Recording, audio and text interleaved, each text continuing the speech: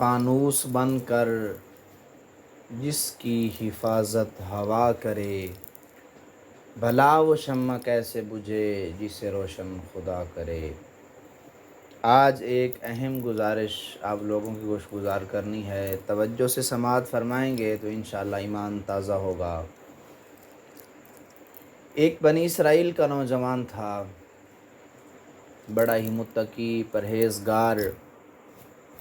اس کی زندگی کا طریقہ کار یوں تھا کہ وہ دنیا سے الگ تھلگ ایک اپنی دنیا آباد کیے ہوئے ہر وقت اللہ کی یاد میں مگن رہا کرتا۔ اب دستور زمانہ ہے کہ جب بھی کوئی بندہ کسی طرف تھوڑی سی بلندی کی طرف جاتا ہے، کوئی کامیاب ہو جاتا ہے، چاہے وہ پیسے کے معاملے میں ہو، چاہے وہ عزت جاہ و جلال کے معاملے میں ہو، تو اس کے لیے کچھ نہ کچھ حاسدین پیدا ہو جاتے ہیں۔ اب یہاں بھی اسی طرح کا کوئی معاملہ پیش آیا۔ اب وہ نوجوان اللہ کی یاد میں لگا رہتا، ہر وقت دنیا داری کی گویا اسے کوئی خبر نہ ہوتی۔ اس کے کچھ رشتہ دار جو عزیز تھے، اس کے ساتھ رہنے والے یا دیگر افراد، جس طرح آج کل زمانے میں چل رہا ہے کہ کوئی بندہ اگر 4 نیک کام اچھے کر لیتا ہے یا کسی کے پاس کچھ پیسے زائد آ جاتے ہیں یا کوئی بندے کی عزت ہونے لگ جاتی ہے تو اس کے لیے کچھ نہ کچھ دشمن پیدا ہو جاتے ہیں، حسد کرنے والے پیدا ہو جاتے ہیں۔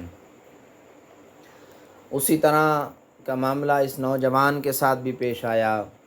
اب نوجوان ساری دن ساری رات اللہ کی یاد میں مگن رہتا۔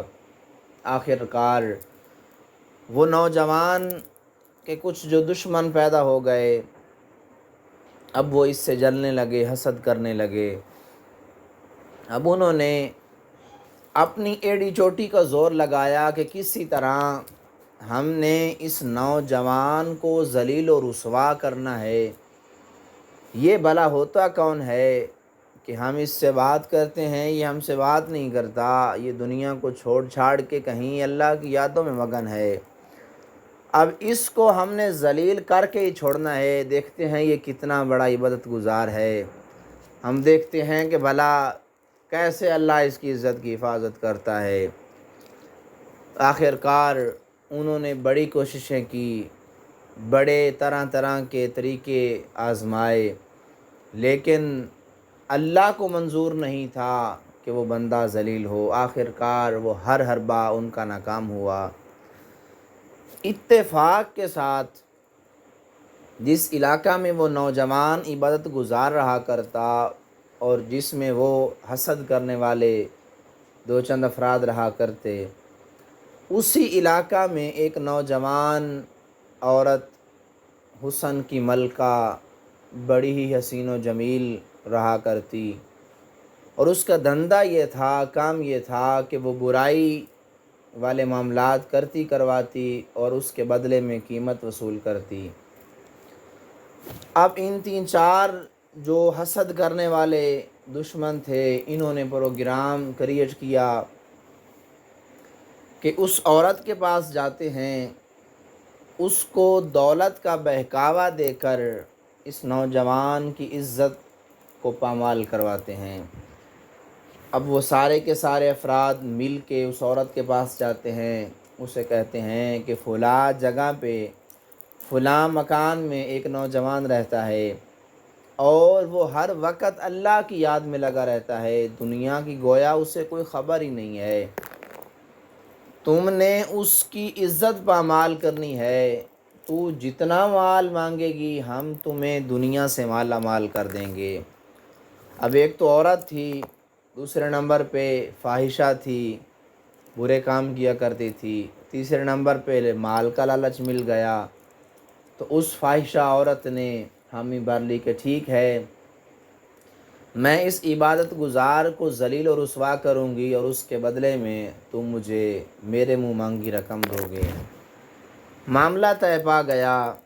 ایک رات آئی، اب وہ عورت اپنے گھر سے نکلتی ہے، اندھیری رات اور اتفاق کے ساتھ اسی رات بارش برسنا شروع ہو گئی۔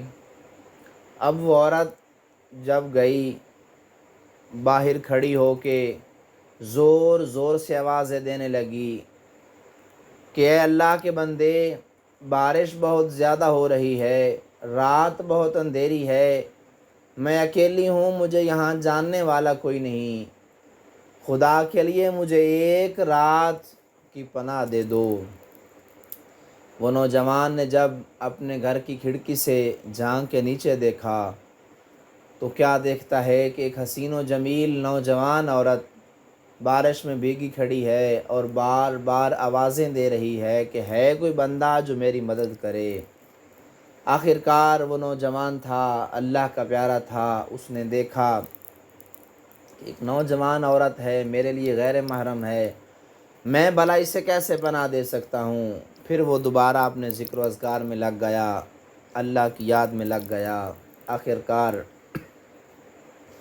وہ عورت خاموش نہیں ہوئی، بار بار آوازیں دیتی رہی، پکارتی رہی کہ اے نوجوان، تجھے خدا کا واسطہ کہ جس خدا کی تو عبادت کرتا ہے، میں بڑی پریشان ہوں، رات کی تاریکی مجھے ڈرا رہی ہے، مجھے ایک رات پناہ دے دو۔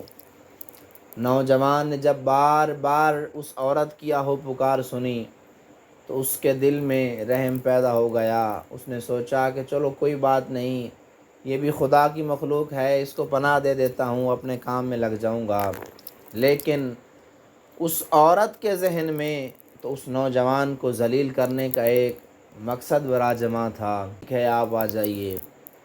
وہ عورت اس نوجوان جہاں وہ عبادت کیا کرتا وہاں چلی گئی۔ اب نوجوان اس عورت کو اپنے گھر میں بلا کر آپ بذات خود دوبارہ عبادت و ریاضت میں اللہ کی یاد میں لگ گیا۔ اب جیسے ہی اس نوجوان نے نماز شروع کی، اللہ کی یاد میں لگا، تو وہ فاحشہ غلیظ غلط کام کرنے والی عورت نے فوراً سے پہلے اپنا سینہ چاک کیا اور نوجوان کے سامنے آ کے اسے برے کام کی دعوت دینے لگی۔ اب نوجوان نے کوئی توجہ نہ دی، وہ بار بار اپنے آپ کو معاذ اللہ فاحشہ کر کے اس نوجوان کے آگے آتی کہ کسی طرح یہ میری طرف لپکے اور یہ برا کام کرے اور میں پھر جہاں میں اس کا تماشا بناؤں۔ لیکن وہ نوجوان تو خدا کی حفاظت میں تھا۔ اب ایک مرتبہ جب عورت نے یہ ہتھ کنڈا استعمال کیا، سینہ پھاڑا اور نوجوان کے سامنے آئی، لیکن نوجوان نے اسے ہاتھ تک نہیں لگایا بلکہ اللہ کی یاد میں لگا رہا۔ جب اللہ کی یاد سے نماز سے فارغ ہوا تو عورت سے کہنے لگا کہ میں اس وقت تک تیرے ساتھ کوئی برائی والا معاملہ نہیں کروں گا کہ جب تک مجھے یہ یقین نہ ہو جائے کہ میں جہنم کی آگ برداشت کر لوں گا۔ پہلے میں یہ آزماؤں گا کہ مجھے اور میرے اندر اتنی ہمت ہے کہ میں جہنم کی آگ برداشت کر پاؤں۔ اگر میں کر پایا تو پھر میں تیرے ساتھ برا کام کروں گا، وگرنہ نہیں کروں گا۔ اب یہ بات کہہ کر وہ نوجوان کہیں دوسری جگہ پہ گیا جہاں آگ جل رہی تھی۔ اس نوجوان نے خدا سے ڈرتے ہوئے اپنی پہلی انگلی ساری کی ساری آگ کے اندر جلا ڈالی۔ اب عورت باز نہ آئی، ایک انگلی جلا کے نوجوان دوبارہ نماز میں شروع ہو گیا۔ عورت نے پھر دوبارہ برائی کی دعوت دی، نوجوان نے پھر وہی جواب دیا کہ مجھے خدا سے خوف ہے کہ میں جہنم کی آگ برداشت نہیں کر سکتا۔ یہ بات کر کے اس نے دوسری انگلی بھی جلا دی۔ ایون کے کرتے کراتے معاملہ ختم نہیں ہوا بلکہ اس نوجوان نے اپنی ساری کی ساری انگلیاں جلا ڈالیں اور خوف خدا سے لرز اٹھا۔ اب جب اس برا کام کرنے والی عورت نے یہ معاملہ دیکھا کہ یہ نوجوان خدا کے خوف کی وجہ سے، جہنم میں جلنے کی وجہ سے اس نے اپنی ساری انگلیاں تو جلا ڈالی ہیں، لیکن میرے ساتھ اس نے کوئی برا فعل نہیں کیا، میری طرف اس نے آنکھ اٹھا کر بھی نہیں دیکھا، اور میں ایک ایسی بد نصیب عورت ہوں کہ جب سے مجھے جوانی کا روپ چڑھا، میں تب سے نہ جانے کون کون سے گناہ کرتی چلی آئی۔ اب جب عورت کے دل کے اندر اس نوجوان کا خوف خدا گیا تو خدا سے ڈری اور ایک زوردار چیخ ماری اور اس دنیا فانی سے چل بسی۔ اب نوجوان کا خوف خدا دیکھ کر ایک زنا کرنے والی فاحشہ عورت اس دنیا فانی سے کوچ کر گئی، لیکن اس نوجوان نے اس عورت کی طرف آنکھ بھر کے بھی نہیں دیکھا۔ اب ذرا اسی بات کو اپنی زندگیوں میں اپلائی کر کے لاگو کر کے دیکھتے ہیں کہ آیا کہ آج کے زمانہ میں ہمارا نوجوان اگر اس کو اس طرح کے مواقع ملتے ہیں، آیا کہ وہ اس طرح کے بد فعلیوں سے محفوظ رہے گا یا خوشی سے چھلانگیں مارتا ہوا ایسے کبھی فعلوں میں جا پڑے گا؟ ہمیں غور و فکر کرنی چاہیے کہ ہم کن اللہ والوں کے غلام ہیں کہ جو اپنے جسموں کو جلانا تو گوارا کرتے ہیں لیکن اپنے آپ کو برے کاموں میں کبھی داخل ہونا گوارا نہیں کرتے، لیکن ہم ان کی غلامی کے دعوے کرتے ہیں۔ لیکن جس وقت ہی ہمیں گناہ کا موقع ملتا ہے ہم فوراً سے پہلے گناہ کی دلدل میں کود جاتے ہیں۔ ہمیں غور و فکر کرنی چاہیے کہ یہ جہاں آنے جانے والی چیز ہے، لیکن جب ایک مرتبہ کسی برے کام کے ہم مرتکب ہو گئے تو پھر ہماری زندگی میں جو داغ لگ جائے گا وہ فقط اس کی ایک صورت ہے کہ ہم بارگاہ خدا میں سچی پکی توبہ کریں۔ ہمیں چاہیے کہ ہمیں ان اپنے بزرگوں سے سبق سیکھنے اور ان کے مطابق اپنی زندگیوں کو ڈھالنے کی اللہ رب العزت ہمیں توفیق عطا فرمائے۔ اور دوسری بات ہمیں اس سے یہ معلوم ہوئی کہ دنیا میں رہتے ہوئے جو بندہ مرضی کچھ کر لے، جب تک وہ خدا جس نے قرآن میں فرما دیا وَتُعِزُّ مَن تَشَاءُ وَتُذِلُّ مَن تَشَاءُ کہ جب تک وہ رب کی ذات کسی کو ذلیل نہ کرے، دنیا دار جو مرضی کر لے کوئی بندہ کسی کو ذلیل نہیں کر سکتا۔ عزتیں دینے والی بھی وہی ذات ہے اور ذلت اور رسوائی دینے والی بھی وہی ذات ہے۔ تو پتہ یہ چلا کہ دنیا داروں کا حسد اسی دنیا میں رہ گیا اور جلنے والوں کا منہ کالا ہو گیا، اور اللہ رب العزت نے اس نوجوان کو سرخرو فرمایا۔